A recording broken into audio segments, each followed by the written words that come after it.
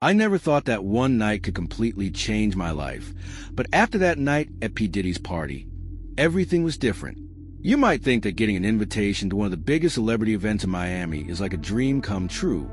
But I'm telling you, that night was nothing like you'd imagine. It all started pretty simple.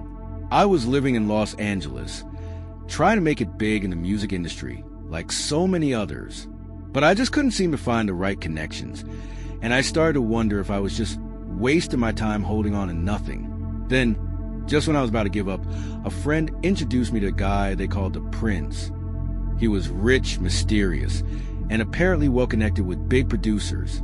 We hung out a few times, he listened to me sing, and he immediately promised to take my career to new heights, saying he could introduce me to some major players. Then the invitation came, an exclusive freak-off party with P. Diddy himself during Ultra Music Week in Miami. It was supposed to be wild, unforgettable, and life-changing. But as soon as I got there, I knew something was off. The mansion was huge, glowing against the night like something out of a magazine.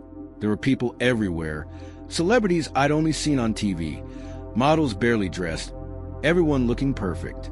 But as I looked around, I started to feel this strange vibe. Before I could even react, security frisked us, took our phones, and locked them in these weird little bubble cases. No cameras, no recording. That should have been my first red flag. They weren't trying to stop pictures.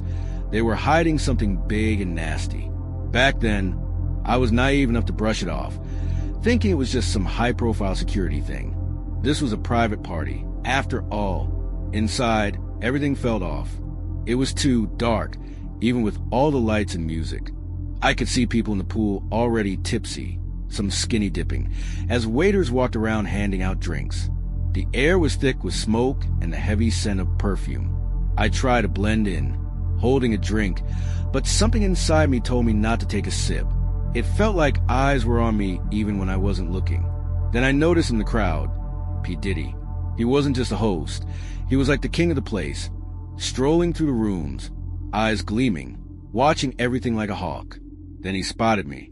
He stared, nodded like I'd been singled out. At first, he kept his distance, just glancing at me now and then like he was studying me. I started to feel this strange tension.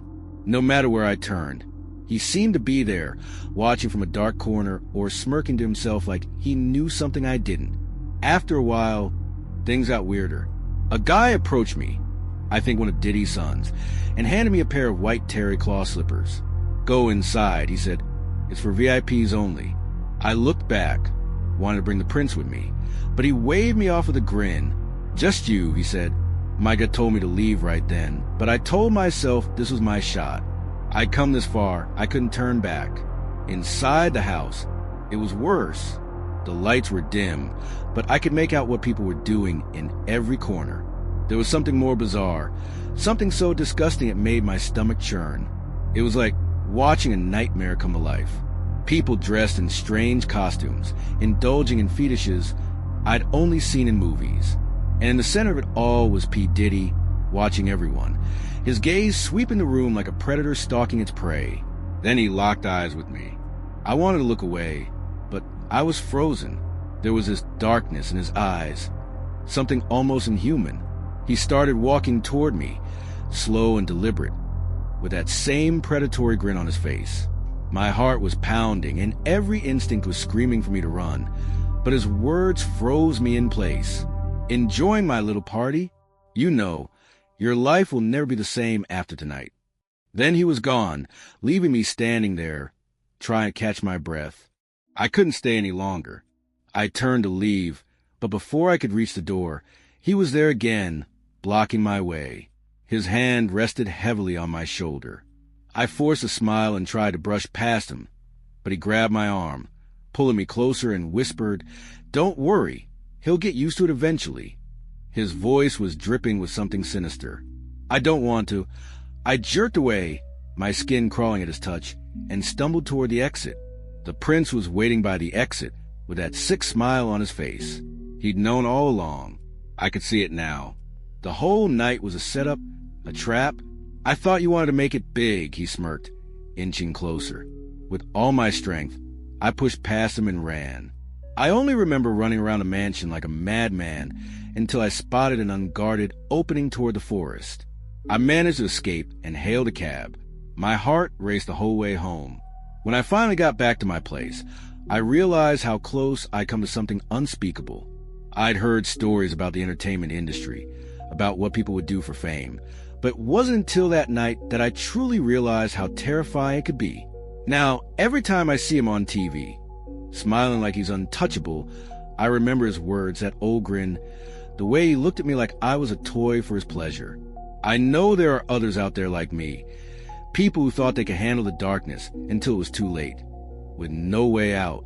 Sean Diddy Combs, who calls himself a bad boy for life, is facing serious legal issues in his career due to multiple allegations of sexual assault, harassment, and sex trafficking.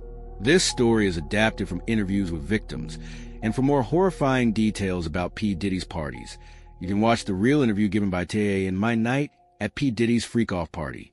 TAA said they had only been in Beverly Hills for 2 days, excitedly looking forward to attending one of the most exclusive parties in the country.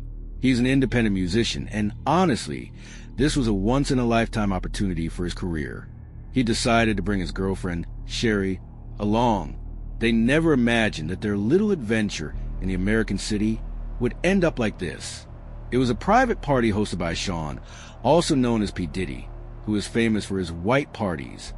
He was the one who could give him a chance to become a major artist.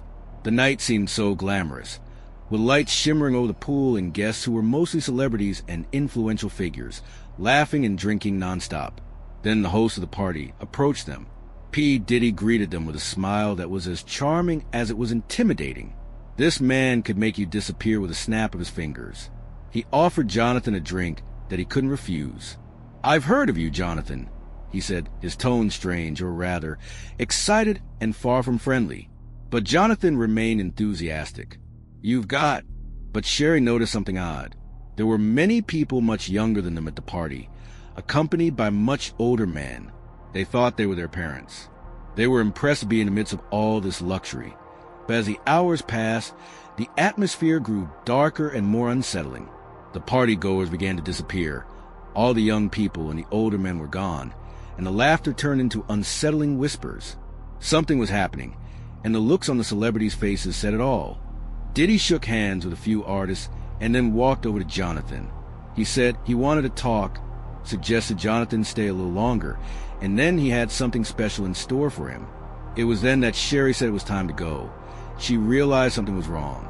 But before they could leave, 2 guards blocked their way. P. Diddy's smile was gone now, and his face showed something that made Jonathan's skin crawl. They tried to stay calm, but his tone changed, almost mockingly asking, "Leaving already? The party's just getting started for you too." They led Jonathan and Sherry to a secluded room in the mansion, a luxurious suite, but it was locked. As they walked toward the room, they could hear children crying or gasping, which terrified them. They wanted to leave, but they weren't allowed. Once inside, they realized they were prisoners. P. Diddy wanted something from Jonathan, and it wasn't just a music deal. They had been lured into a trap with no way out. Jonathan's heart was racing as he tried to find a way to escape, while Sherry was terrified. He couldn't stop thinking about how to protect her, but it was useless. This night wasn't about them or their safety. It was about fulfilling the sick desires of someone who had been playing them from the start.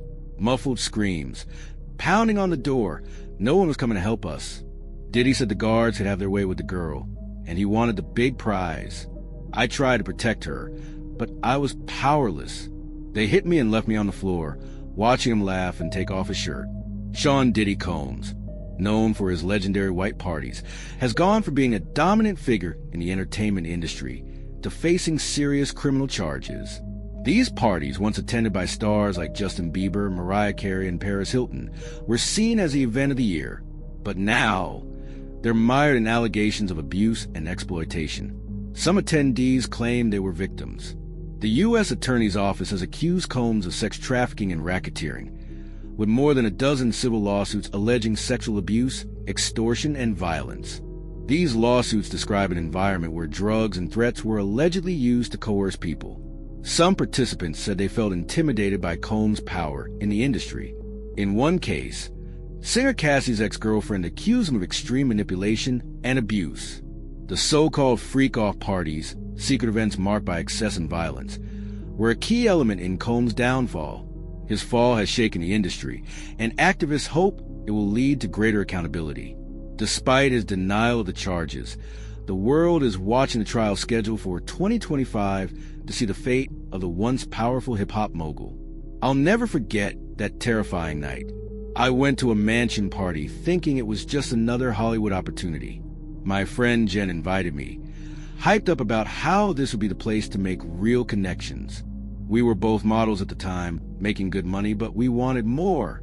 Anyone can be a model, but becoming a star, that's a dream worth chasing. There'll be A-listers at the party, babe, Reb said. This is the party we can't miss. Who knows, maybe you'll find yourself a sugar daddy, Jen said while putting on a skimpy dress and throwing another one at me. I don't need that, and I don't think Los Angeles has a better scene than Florida, babe. It's different. LA is sophisticated, but Florida is where these cab drivers go wild. I heard it's like a big music producer's party, and everyone will be there. When we pulled up to the Florida mansion, lit up like a freaking candle. The minute we got to the entrance, things fell off. There were bodyguards everywhere, and they didn't look friendly. The vibe was stiff, and we had to go through this weird check-in where they practically scrutinized every inch of us. They told us no photos, no phones, and definitely no asking the wrong questions. Don't tell your age if anyone asks. Don't ask anyone their age, name, or what they do. And you sign this NDA. Whatever you see inside, you're legally prohibited from talking about it, they said. Jen nudged me, looking serious. The bodyguard took us to another room where we were weighed one by one. Any woman over 140 pounds was denied entry. It was crazy. Inside, the place was insane. It was like stepping into a glossy magazine spread. Super luxe decor, endless drinks, drugs being served on platters, and people who looked like they stepped out of a music video. For a second, I tried to relax, but as I was about to take a sip of my drink, something told me not to. Maybe it was that instinct girls have, you know? Jen wandered off, and I tried to blend in, smiling and nodding, just trying to look like I belonged. I saw so many famous actors, childhood crushes, and pop stars. Then I noticed this fat guy by the pool. He was staring at me, really staring. He sauntered over with his confident grin that felt anything but friendly. He started making small talk, but I just got this sick feeling. I laughed it off and tried to slip away, heading for the bathroom. But guess who followed? Inside the bathroom, I tried to act cool, but my heart was racing. Suddenly, there he was in the doorway, cornering me. He leaned in close and whispered, "You know, I could make your life very easy if you're a little fun." His words were so slimy, like I could feel them on my skin. His breath reeked of cigarettes and alcohol. I wanted to scream, but I was frozen. "This is the ladies' room, but this is where I want to be, girl," he said. Just then, one of the stalls creaked open, and this older woman stumbled out in a badly fitting bikini. She was decked out in diamonds, looked loaded, and didn't seem the least bit fazed by the guy or the situation. She took one look at me, then at him, and instead of helping, she flashed me this knowing smile. "You've got such kissable lips," she said, like she was complimenting my shoes or something, and then snorted a line right there on the counter. I couldn't believe how casual it was for them. I was stunned, and then she turned to him, starting this weird argument like she was defending her territory. "I'll pay for her. She's mine. Everything here is for everybody, and this whole party is mine. Move on. You don't know who you're talking to." They started raising their voices, which, honestly, was the first thing I was grateful for all night. It drew the attention of a nearby bodyguard, who finally stepped in. Thank God, but as he walked up, he gave me this dead look and said, "Stop causing a scene. Either pick one of them or get out." That was it. I was done. My brain kicked into survival mode. I slipped past all three of them and got out of there. I went to find Jen, but she was making out with a famous rapper. So I was on my own. I didn't stop until I was out of the mansion, breathing in fresh air, shaking, wondering what on earth I just got myself into. Back in the cab, I could barely believe it all. All I wanted was to make connections and get ahead. But that night showed me the real underbelly of this world. The one no one warns you about until it's too late. This story is based on real accounts of P. Diddy's parties, where girls were told what to wear, weighed, and treated like props for the whims of powerful people.